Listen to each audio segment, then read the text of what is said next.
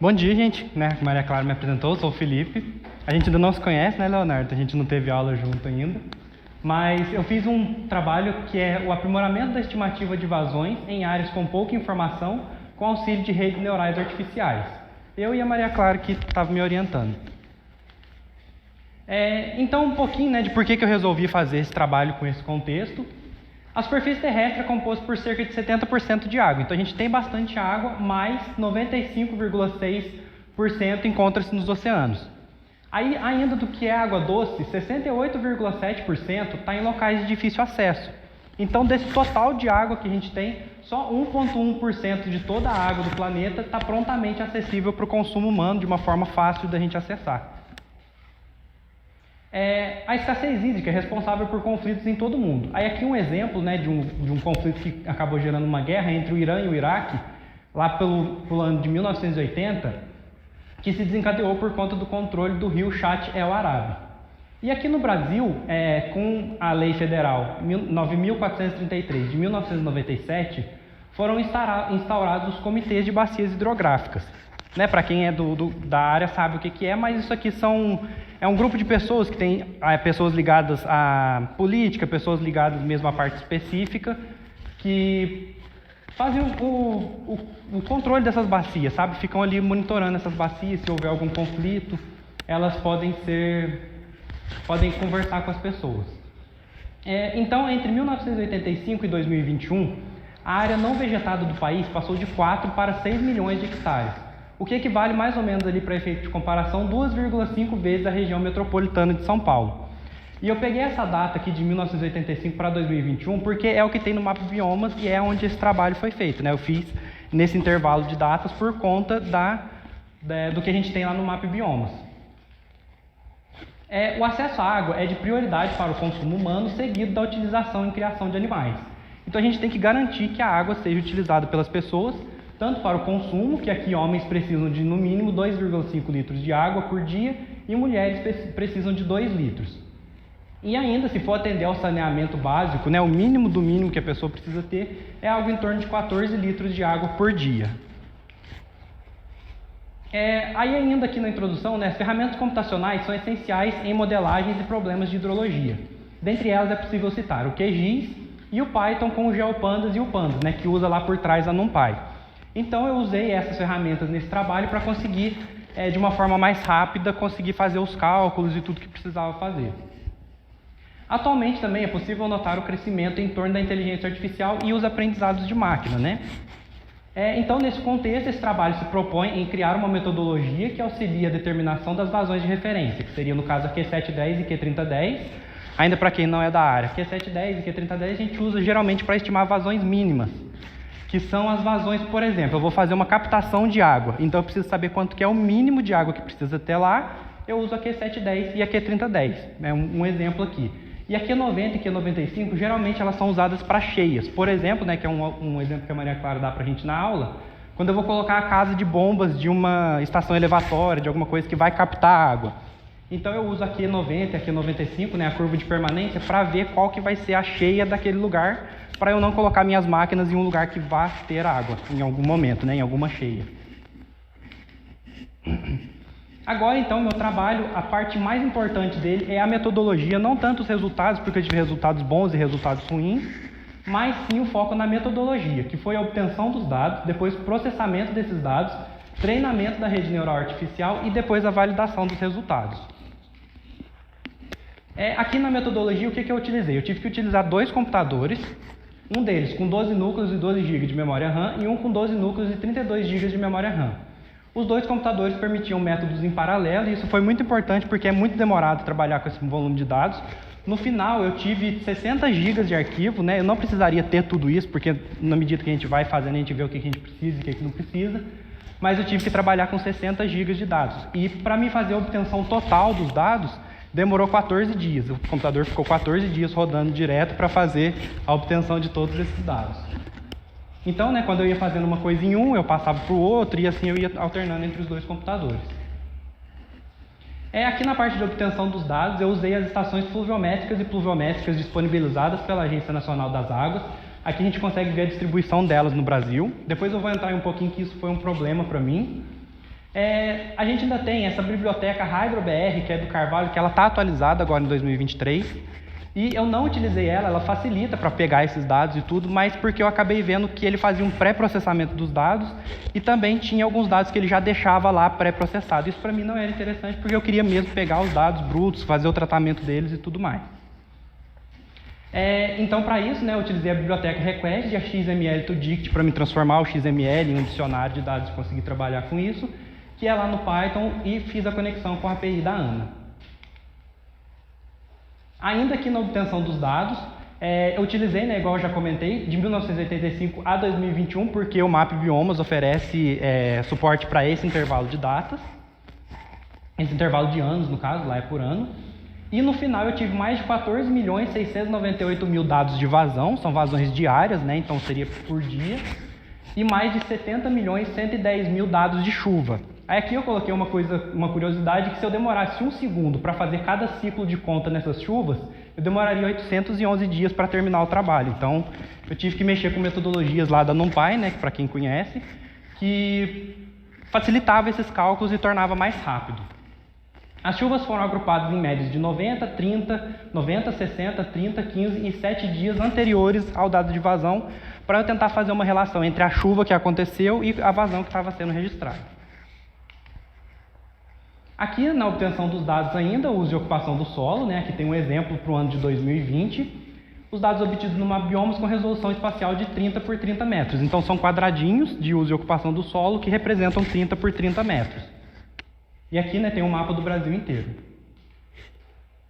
Aqui, agora, na metodologia, no processamento dos dados, como é que eu fiz? Eu criei aqui um fluxograma para facilitar para a gente. Então, em um computador, ele obteve os dados na API da ANA. Depois ele via se os dados tinham valores de vazão ou de chuva, porque lá na ANA ainda tem estações que monitoram só clima, ou então só qualidade da água. Essas estações não eram interessantes para mim. Aí, se elas não tivessem nem dados de chuva, nem dados de vazão, eu só descartava a estação. Agora, se elas tivessem, eu fazia o processamento das chuvas e armazenava, fazia o processamento das vazões e armazenava. E aí, depois, no outro computador, eu peguei e obtive a carta do MAP Biomas para todo aquele intervalo de anos. E fiz um forzinho, do ano 1985 até 2021, e ele fazia o recorte da bacia hidrográfica para cada estação, e para essa bacia hidrográfica ele calculava a porcentagem de uso e ocupação do solo para cada tipo de uso que tem lá no MAP Biomas. E aí, depois disso, eu armazenei os dados das vazões com o uso e ocupação do solo. Então, eu tinha 3 arquivos, de chuva, de vazão e o de uso e ocupação do solo. Aí, depois aqui, eu peguei os dados de chuva e de vazão e mesclei os 2 arquivos. Então, nesse fluxograma de cá está mostrando isso, que ele via qual que era a chuva num ponto e a vazão naquele mesmo ponto e agrupava os 2. E depois aqui eu peguei os de chuva e de vazão também e agrupei junto com o uso e ocupação do solo, tendo um arquivo final com o uso e ocupação do solo, a chuva e as vazões. Aí aqui, uma coisa que eu tive que fazer foi separar por climas os treinamentos. Então, eu treinei uma rede neural artificial para cada clima brasileiro. Por que que eu fiz isso? Porque as vazões, elas variam de valores menores que 1 metro cúbico por segundo até milhares de metros cúbicos por segundo. Tem uma estação que eu usei de exemplo que ela varia de 2 metros cúbicos por segundo até 12.000. Então, eu tive que colocar essa discretização por climas, para poder diminuir um pouco esse intervalo de vazões, porque senão não conseguiria achar uma rede neural que conseguisse atender todo esse intervalo. Aí aqui a escolha do método ideal, aqui agora já falando da terceira parte, que é a rede neural artificial. A escolha do modelo ideal garante que o sistema irá conseguir estimar bons valores de vazão. Então, uma coisa que eu fiquei bastante tempo tentando era montar mesmo a rede neural, porque dependendo da forma que a gente monta, ela funciona, dependendo, ela não consegue convergir. Nesse trabalho, eu usei uma rede neural artificial do tipo MLP, que é a Multilayer Perceptron. Ela captura as relações não lineares entre dados de entrada e a vazão no instante t, e aí a gente pode entender esse instante t como dia. Então, por exemplo, hoje seria o dia t, t-1 seria ontem, t+1 seria amanhã, no caso, nessas vazões diárias. E a camada de ativação em todos os neurônios foi a linear. Tem também a camada Halo, que ela estima o valor como 0 se ele for negativo, e positivo ela deixa o mesmo valor que tivesse. Essa seria interessante para a vazão, porque a vazão ela não pode ser menor que 0. Só que se eu colocasse isso, tinha hora que ela estimava tudo como 0 porque o erro era menor. Então, ela acabava estimando tudo como 0 e não fazia o que precisava fazer. Aqui tem um modelinho de como que ela funciona, né? Então tem os valores de entrada, por exemplo, x1, x2, x3, WK1, WK2 e WK3, que são os pesos das sinapses. Tem o bias, que pode ser que vai ser somado ao valor final, e depois a função de ativação, que no caso o meu era a função linear, então o que era o dado de entrada era igual ao dado de saída. Aí ali tem a formulinha, né? Aquele VK é a somatória dos pesos das sinapses vezes o valor de entrada, e o YK é o VK mais o BK lá do bias, vezes a função de ativação, né? Ali colocado na função de ativação. Aí ainda sobre as redes neurais, foram testadas configurações com 1, 2, 3, 4 e 5 camadas ocultas de neurônios. Então, né, camada oculta é todas que tem. Eu tenho os meus dados de entrada, o dado de saída, e todas as que tiverem entre os dois são as camadas ocultas. Aqui no artigo que eu achei de Second, lá de 2020, ele dá um ponto de partida, né, uma recomendação de utilizar essas fórmulas aqui para estimar quantos neurônios usar em cada camada. E eu segui isso daqui e acabou dando certo. Mas é só uma recomendação, então seria meio que um ponto de partida, e a partir disso eu testaria outras configurações. Que seria o quê? 2/3 da camada de entrada, certo? Então seria 2/3 dessa primeira, mais a de saída, que no caso é 1. Ou então a de entrada mais a de saída, que seria 5 mais 1 dividido por 2. E isso não podia ser maior do que 2 vezes a camada de entrada. Então ele colocou esses parâmetros como ponto de partida.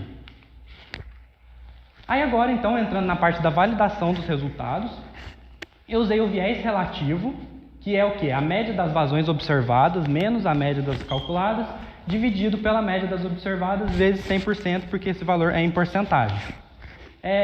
E depois o coeficiente de Nash-Sutcliffe, que é 1 menos o somatório do dia inicial até o dia final, né, de 1 até n, da vazão observada menos a calculada ao quadrado, dividido pela mesma coisa, somatório do dia inicial até o dia final, da vazão observada dividido pela média das vazões observadas. Então dá para ver que em ambas as fórmulas ele divide pela média. Então se essa média for um valor alto, ele vai estimar esses erros como um valor baixo. Então isso acabou sendo um problema também lá no final que eu vou comentar. E para treinar a rede neural, né, o erro que ela tentava diminuir, colocar como zero, era o erro quadrático médio, que é a somatória do dia inicial até o final da vazão observada menos a da vazão calculada, que é a que ela estimava, ao quadrado dividido pelo número de dias que eu tinha ali. Então esse erro aqui é o que que a rede neural artificial tentava colocar como zero. Se ela acertasse, seria zero esse erro. Se ela fosse errando, esse erro era maior, então ela tentava diminuir esse erro. Eu usei também para comparar, né, a Q710 e a Q3010. O cálculo dela é de um algoritmo proprietário da empresa HidroBR, que é lá onde eu trabalho. Então eu trabalhei no algoritmo para calcular esses valores. A curva de permanência, que utiliza o percentil de 0 a 100% dos valores da série, então ele monta a curva de permanência. E também eu fiz uma regionalização simples para a estimativa dos valores. Então, né, também para poder comparar, eu fiz a regionalização desses valores de Q710 e Q3010 pelos métodos convencionais. E também, né, no final, eu consegui fazer a obtenção automática dos dados por meio de estruturas de repetição. Então eu colocava lá quais estações que eu queria e por meio dessas estruturas de repetição ele pegava tudo automaticamente e já exibia os resultados para mim. Aí agora um pouquinho, né, comentando. Eu consegui obter menor erros em vazões altas por conta daquilo de lá que eu comentei da média. Então se a média fosse um valor alto, o erro acabava sendo um pouquinho mais baixo. As vazões maiores tornam a média dos valores maiores, enviesando as medidas de erro. E também a distribuição das estações contribuiu para resultados diferentes nas diferentes regiões do país. Então, por exemplo, no norte e no nordeste, a gente tem menos estações do que no centro-oeste, no sul e no sudeste. Quanto mais estações eu tivesse, mais dados eu teria, então isso também interferiu no treinamento. Aí aqui, então, falando sobre o arquivo final, como é que ele ficou, ele contém a área hidrográfica em quilômetros quadrados, a média das chuvas em 90, 60, 30, 15 e 7 dias, em milímetros, a latitude e longitude na projeção WGS84, que é aquela projeção do Google Maps mais comum que a gente usa. 36 tipos de uso e ocupação do solo, lá do Mapa Idiomas na versão 7, porque cada versão tem tipos de uso e ocupação do solo diferente. Na versão 7 tem os 36 que eu usei aqui, isso em porcentagem. O dia, o mês e o ano do registro da vazão e também a vazão propriamente dita em metros cúbicos por segundo. Então são 47 dados de entrada e todas as RNAs do trabalho contêm 5 camadas de neurônios ocultas. Então acabou que o melhor treinamento em todas elas se deu nas que têm 5 camadas ocultas. Então aqui, né, tem como que ela ficou. Então tem as camadas de entrada, depois as 5 camadas ocultas e o valor final, que seria o valor de vazão. Aí aqui o número de vazões por clima, então dá para ver que lá no norte e ali no nordeste está mais claro, né? Quanto mais vermelho, quanto mais escuro, mais valores de vazão eu tinha. Dá para ver que lá tem valores mais claros, né? Lá no norte e no nordeste. E tem aquele dali em preto, que é onde não tinha nenhuma vazão disponível para esse intervalo de datas que eu trabalhei. Aí agora o NSE final, que é um dos parâmetros de erro que eu usei.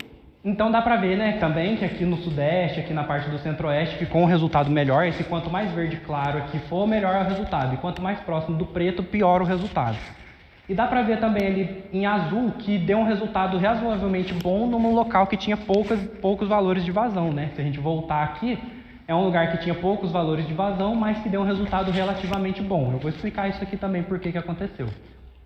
Aqui a mesma coisa, né? Um destaque para aquela área, que quanto mais claro fosse, melhor era o resultado também, quanto mais azul escuro, pior o resultado.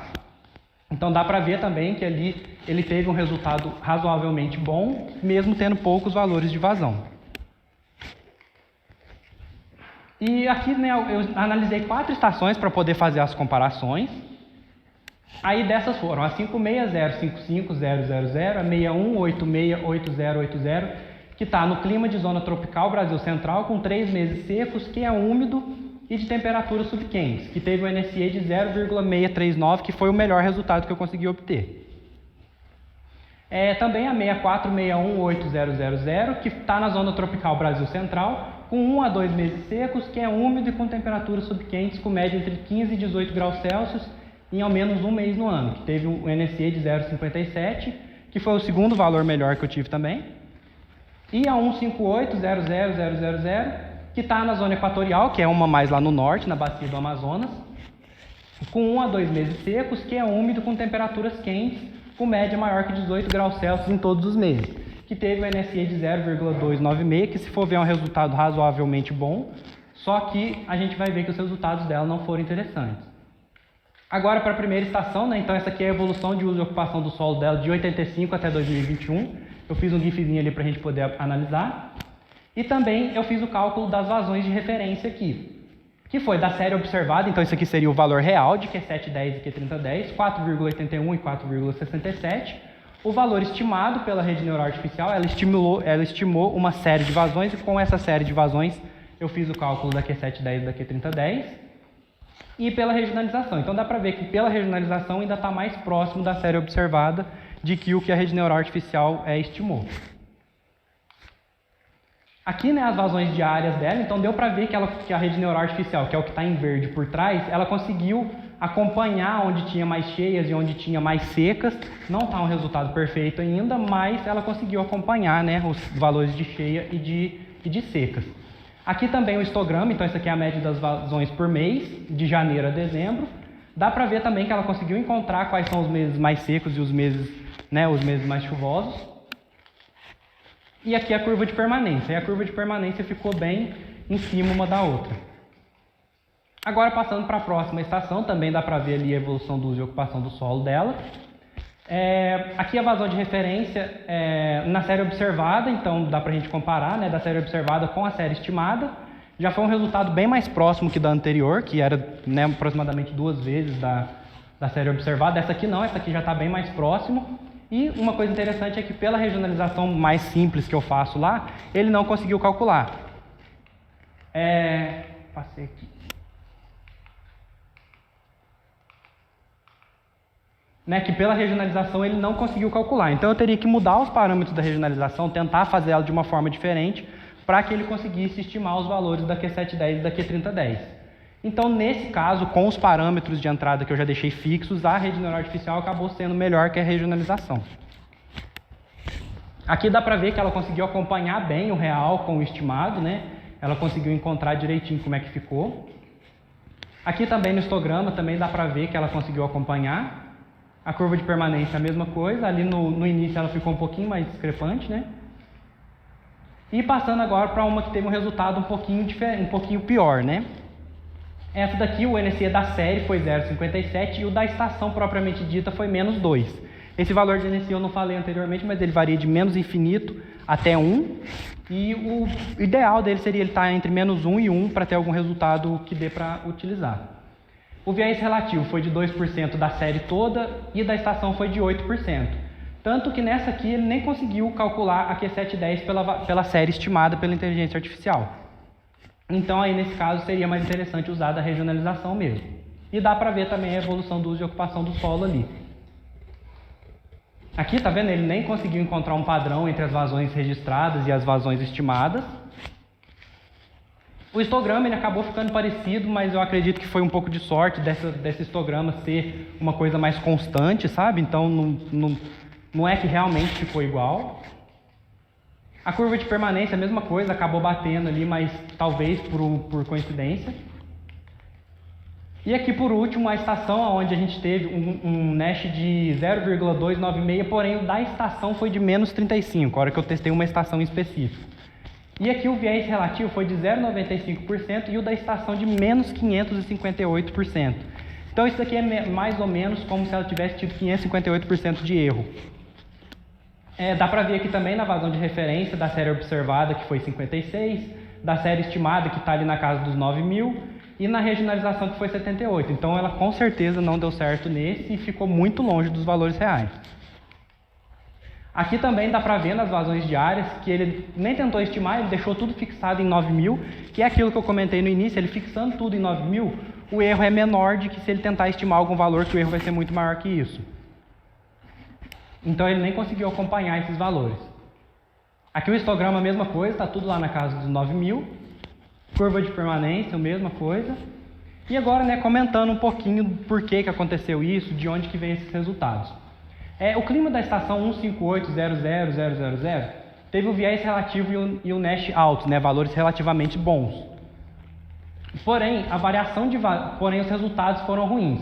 Por quê? A variação de vazão onde é aquela estação, no clima daquela estação, vai de 2 metros cúbicos por segundo até 12.000 metros cúbicos por segundo. Então é uma variação muito grande nos valores. Para ter uma noção, né, a média dos valores fica em 1.145 e o desvio padrão fica em 1.629. Então o desvio padrão é maior do que a média. E por conta disso, né, ela pode ser que ela tenha parado em ótimos locais, ou então que houve algum overfitting na hora do treinamento. E por conta disso, né, por conta dessa média ser um valor alto, por conta do desvio padrão também ser um valor alto, acabou que a rede neural não conseguiu estimar esses valores para esse clima específico com uma margem de erro legal. Aí aqui uma coisa para ficar como parâmetros não utilizados e também uma dica para trabalhos futuros, né, que até eu mesmo sou mexer, então se alguém se interessasse por esse trabalho, seria talvez utilizar o tempo em T-1, por exemplo. Eu uso a vazão ontem para estimar a vazão hoje. Só que pensando em locais onde eu não tenho dado nenhum, eu não vou ter a vazão de ontem para começar. Então, seria em algum lugar que eu já tivesse esse valor de T-1. O método de cálculo de chuvas é ineficiente. Eu não usei polígono de Tilson, não usei nada. Eu fiz só a média da chuva mais próxima, independente se essa chuva mais próxima foi a 1.000 km de distância ou se foi a 10 km de distância, por exemplo. Então, é uma coisa que eu teria que corrigir.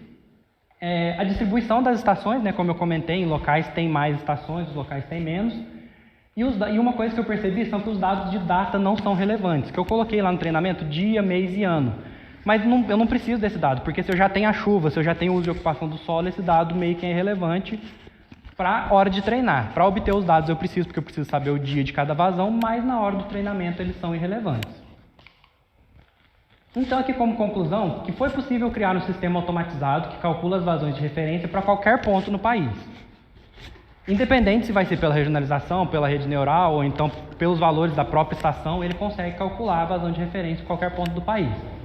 O trabalho pode servir como ponto de partida para trabalhos futuros e o sistema final pode automaticamente calcular as vazões em qualquer ponto do Brasil com certo grau de erro, que é isso que eu comentei. Eu ponho lá a coordenada geográfica que eu quero, ele busca todos esses valores que precisa e tenta estimar um valor de vazão para aquele local. Aí, se você vai desejar usar a rede neural ou então usar só a regionalização simples, você pode escolher. Aqui são minhas referências bibliográficas, eu coloquei essas duas como curiosidade. Vocês podem perceber que tem várias imagens assim que estão sem referência, é porque elas foram criadas por inteligência artificial. Eu até procurei um pouco como é que eu citaria essas imagens, e estava falando lá que eu coloco como autor a inteligência artificial. Então é uma coisa interessante, ainda não tem muito definido como que vai ser essa citação, mais uma dica que eu vi que eu colocava qual que seria a inteligência artificial que criou e qual banco de dados que ela está usando para criar aquelas imagens. Então, o título ali é o banco de dados que ela utilizou. E aqui são as outras referências. E é isso. Muito obrigado, gente.